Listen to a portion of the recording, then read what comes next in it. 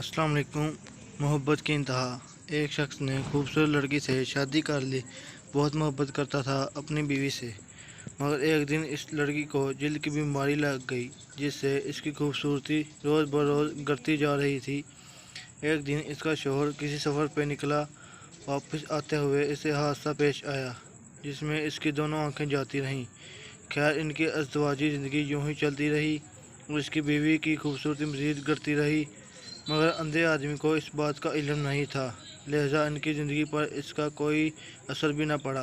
दोनों एक दूसरे को पहले की तरह चाहते थे और एक दूसरे का ख्याल रखते थे। खुदा का करना ऐसा हुआ कि एक दिन इस लड़की का इंतकाल हो गया।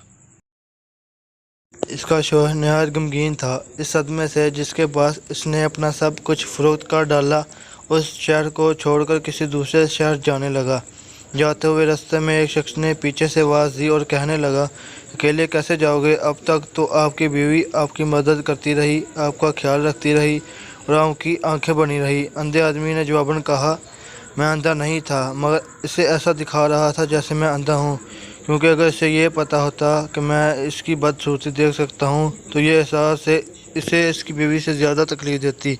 इसलिए मैंने अंधे होने का ड्रामा किया। वो बहुत अच्छी बीवी थी, मैं बस इसे खुश रखना चाहता था।